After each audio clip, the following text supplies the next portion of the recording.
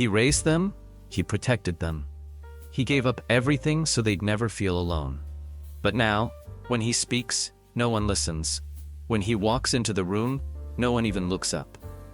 Is this what it feels like, to disappear while still alive? What if being ignored after 70 isn't the end of your story, but the start of your second chapter? In this video, we're not here to complain. We're here to change the script, because at the end of this story, you'll learn one simple but powerful shift that can help you regain the respect you deserve and the peace you've been missing. But first, let me show you why this silence began in the first place. And no, it's not your fault, but it might be your opportunity. And the truth behind this shift isn't what you think. We'll get to that near the end. Ready? Let's begin. The silent slide, when being invisible became normal. Let me ask you something. When was the last time your phone rang, and it wasn't a scam call or an appointment reminder? Not because someone needed something, but just to hear how you're doing? You might remember a time when your voice mattered in the house. When your advice was gold, your stories were listened to with wide eyes. But somewhere along the line that changed.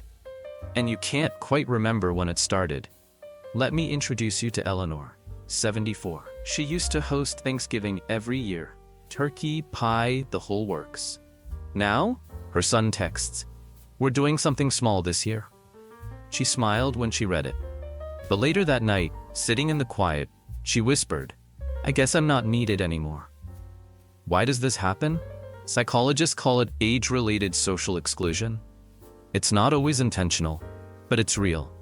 According to a 2023 AARP study, 45% of seniors over 70 say they feel ignored by their own family. Harvard's aging behavior research found that once children become caretakers or parents themselves, their emotional priorities shift, and older family members often get mentally demoted. But here's the truth. Being ignored doesn't mean you've lost value. It usually means the family has stopped seeing the version of you that still has power. What can you do about it? Here are 3 practical ways to begin reclaiming your presence starting today. 1. Interrupt the pattern. Instead of waiting for them to include you, change the dynamic. Call them first, but don't ask for updates. Share a short insight from your day, like a 30-second story. Create a reverse check-in. Ask a grandchild to call you weekly and you'll trade jokes or memories. Make it fun, not a burden. Eleanor did this. She made a deal. 1 call a week, I tell you a story from the past you can't find on Google. Now her grandson calls every Tuesday. 2. Rebuild self-visibility. Sometimes the world forgets us because we start hiding ourselves. Start a small project, gardening, art, a family recipe book. Post a photo of it on the family group chat. Not for validation, but as proof that you're still creating. If you want to be seen, you must first see yourself again. 3. Protect your peace. Not every silence deserves to be filled. Reconnect with friends who do value your presence. Create rituals for yourself. Morning walks, music, journaling. Peace isn't given, it's practiced. Have you ever felt like Eleanor? Drop the comment below. Someone else reading might need to know they're not alone. And don't go anywhere yet. The next part is about a truth that even close families won't admit. And it's the key to finally being heard again. The uncomfortable truth. Why even loving families start tuning you out. Here's a hard truth most people won't say out loud. Sometimes your family still loves you deeply, but they stop listening. Why? Because the role you played for decades, protector, provider, parent, is no longer needed in their eyes, but there's something deeper and more painful. Reflect for a second. When was the last time you shared something emotional, truly emotional, with your children or grandchildren? Many seniors stop doing that. They fear being a burden, so they smile, nod, stay silent. But silence doesn't protect connection, it breaks it. Meet Frank, 76. He raised 3 kids. 2 became doctors. 1's in tech. He's proud, no doubt. But when his wife passed, he didn't tell them how lonely he felt. Didn't want to make it about him. So they kept living their lives. And slowly Frank faded into the background. Until one day, he sent a voice message, just 30 seconds. He said, "I know you're busy. I just want to say I miss talking to you, not just updates. Just you. No guilt, no lecture, just truth." That night, all 3 kids called him. One even cried. What science says, Dr. Laura Carstensen, director of the Stanford Center on Longevity, explains. Older adults often under-communicate emotions because they assume younger people won't understand. But emotional transparency builds intergenerational trust. And studies show families who openly share vulnerability across generations retain tighter bonds. Elders who express honest needs, not demands, are 3 times more likely to stay emotionally relevant in family units. Take heart. Open communication can strengthen your family bonds. What can you do about it? Let's turn this truth into action. 1. Be human, not a hero. Stop trying to be endlessly strong. That version of you might be respected, but it isn't relatable anymore. Next time you talk to family, try, "Can I be honest? I've been feeling a little left out lately." Not blame, not guilt, just real. You'd be surprised how fast people lean in when you open the emotional door. 2. Shift the tone, not the topic. If your conversations always sound like lectures, you may lose your audience. Try swapping. "You should save your money. I remember losing my first paycheck and what it taught me." See the difference? Story invites connection. Advice can feel like correction. 3. Reignite your curiosity. Sometimes we talk at the younger generation, but curiosity brings respect back. Ask them real questions. What scares you right now in life? What makes you excited in the mornings? Those conversations create memory, and memory breeds meaning. Have you ever felt like Frank? Too proud to speak up, then shocked by how people responded when you finally did? Tell us in the comments. And stay with me, because the next part will reveal the most overlooked reason your presence fades after 70. Something that starts inside your own mind. It's personal, and it might change everything. The invisible enemy, how your own beliefs may be silencing you. What if I told you that the biggest reason your family stopped paying attention to you isn't what they think about you? It's what you've started believing about yourself. Let me ask you, have you ever thought, "I'm just old now, that's how it is. They're too busy, why would they want to hear from me? Maybe I don't have anything valuable to offer anymore"? You didn't always think this way, but somewhere between retirement and reduced calls, a dangerous belief crept in that your voice doesn't matter. Let me introduce you to James, 71. He used to be the guy with all the answers. Ran his own business, volunteered at church, fixed every broken sink in the neighborhood. But after turning 70, something shifted. He started hesitating, stopped offering opinions, and worst of all, he started apologizing just for taking up space. One day, his granddaughter asked, "Grandpa, why don't you tell stories anymore?" He replied, "I don't think they're interesting now." Her face fell. That same week, James began writing again, stories from his past.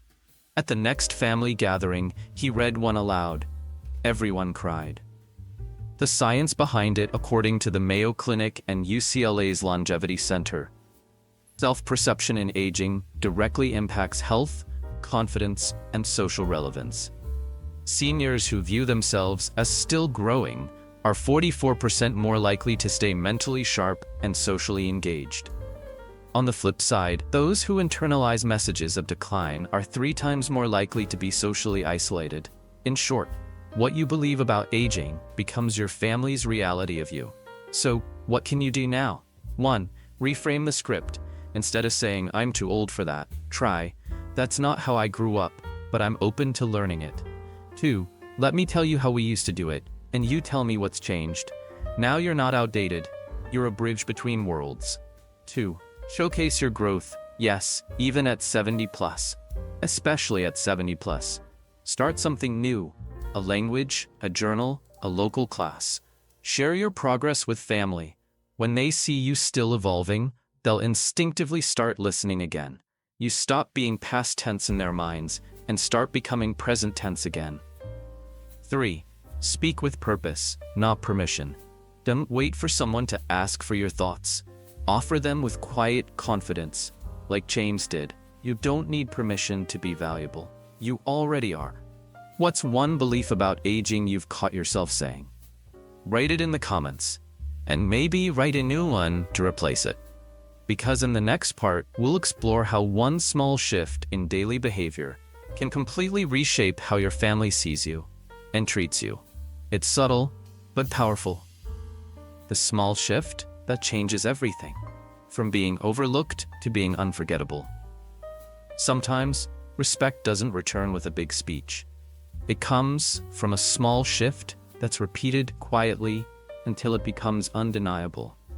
And that shift is this. Stop trying to be relevant. Start being magnetic. Here's a question for you. When your family thinks of you, what comes to mind?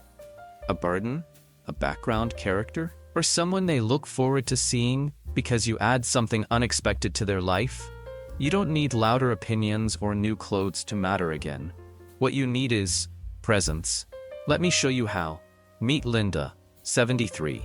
After her husband died, her grown children kept calling less and less. Not out of cruelty, just life. At first she tried harder, cooked more, offered help, waited for invitations. Nothing changed. Then she stopped asking and started documenting. She began a project. A simple one-photo-a-day journal titled, What I Noticed Today. Nature, a funny bird, a neighbor's kindness, small joys. Once a week, she'd send a photo and caption to the family group chat. No pressure, no guilt. By week 4, her daughter messaged, I wait for your photos now. They make me slow down. Linda didn't demand attention. She earned relevance by adding emotional value. Here's what the data says. A 2022 study from the University of Chicago found elders who share consistent, uplifting micro-moments with family trigger emotional recall and bonding. These small moments, like stories, humor, wisdom, even surprise, create emotional anchors that make the family instinctively seek you out. Action tips. Try these 3 micro-shifts to become magnetic. 1. Become the curator of wonder. Turn everyday moments into something meaningful. Say a short voice note. Today, I heard birds singing in the rain. It reminded me of how I felt the day you were born. Tiny stories, big heart. 2. Offer presence, not pressure. Instead of asking, when can we meet? Try, no rush, I'm just thinking of you and sending a little joy today. Let your presence feel like a gift, not a guilt trip. Over time, this non-neediness becomes irresistible. 3. Create a signature ritual. This is something only you do. A story, a photo, a joke, a song. Make it yours and do it consistently. Linda's photo journal became her signature. James, from part 4, started ending every call with, here's one thing I'm grateful for this week. Now his grandkids do it too. What's your signature moment? Think about it. And if you don't have one yet, start one this week. Comment below if an idea comes to mind. Because in the next part, we'll talk about what to do when you've done everything right, but they still don't change. That's when peace becomes a personal mission, and I'll show you how. When they still don't change, how to find peace without their approval. Let's talk about the hardest part. What if you've done everything right, and still the silence remains? You reached out, you shared, you stayed kind, and yet they're still distant, or distracted, or simply absent. This is where many people give up. But that's also where something stronger begins. Self-generated peace. Ask yourself, do you believe your peace depends on how others treat you? Or can it grow independently? Because here's the secret. Real peace starts when your worth is no longer up for debate. Let me introduce you to Walter, 79. His kids live 3 states away. One forgets his birthday every year. At first, he took it personally. He waited by the phone. He replayed old arguments. He wondered, did I fail as a father? Until one day, Walter made a quiet vow. I may be forgotten, but I will not forget myself. He began waking early, not because he had somewhere to be, but because sunrise made him feel alive again. He read poetry, cooked slow breakfasts, walked with his neighbor. He stopped needing replies to feel seen. One day, his daughter finally called. She said, "Dad, I don't know what's changed, but you sound lighter." And he smiled, not because she noticed, but because he didn't need her to anymore. Psychological insight. Dr. Kristen Neff, a leader in self-compassion research, says, self-worth rooted in other people's validation is always unstable, but self-kindness, practiced daily, becomes a steady source of peace. And neuroscience shows, simple acts like meditation, journaling, and self-affirmation reshape the brain's stress response. Over time, people who practice self-compassion have better mood regulation, even when family relationships stay strained. Here's how to build peace from the inside out. First, create a morning ritual that's just for you. Light a candle, write one sentence of gratitude, breathe deeply for 60 seconds. Do it every day, not to heal anything, but to be with yourself. That's where dignity begins. 2. Reframe their silence. Instead of, "Why don't they call?" try, "What would I say to me today if I were my best friend?" Treat yourself with the empathy you've given away so freely. 3. Give what you wanted to receive. Miss connection?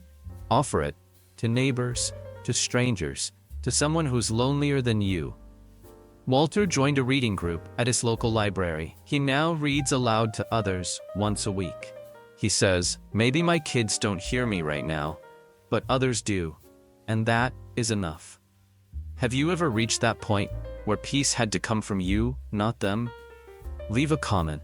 It might help someone else feel seen. And don't go just yet, because next, we'll dive into the most powerful move of all: how to rebuild respect by leading your family, not chasing them. It's counterintuitive, and it works. Lead from where you stand, earning back respect without saying a word. There's a moment, quiet but powerful, when something shifts inside you. You stop asking, "Why don't they respect me?" and instead ask, "What if I lead them without waiting for permission?" Let me introduce you to Dolores, 78. She spent years trying to stay relevant, hosting every birthday, baking for every gathering. But when she couldn't drive anymore, the visits stopped. She felt discarded, invisible, angry even. Then she changed one thing. She stopped pleasing and started leading. "Not with lectures," she said, "with how I carry myself." She started mentoring young women at her local church, started a Sunday newsletter with reflections on aging gracefully. She even led breathing sessions at the park. Just 4 people at first. By year's end, 40 came. Her family noticed, and something surprising happened. They began to ask her for advice again, not because she asked for their attention, but because she commanded it, silently, with presence. Think about this. When was the last time you took the lead in your own life, without waiting for your family to approve? Respect isn't something you demand, it's something you radiate. What studies show? According to the National Institute on Aging, seniors who engage in leadership roles, even informal ones, report higher life satisfaction and greater influence in family relationships. And when elders embody consistent purpose, their children are twice as likely to view them as emotionally centered anchors rather than burdens. 3 ways to lead from exactly where you are. 1. Be the emotional compass. Families often fall apart emotionally because no one's calm. You can be that calm. Next time there's tension, don't react. Reflect. Say less. Listen more. When you stop mirroring their chaos, you become their mirror of steadiness. Speak less with more weight. Stop over-explaining.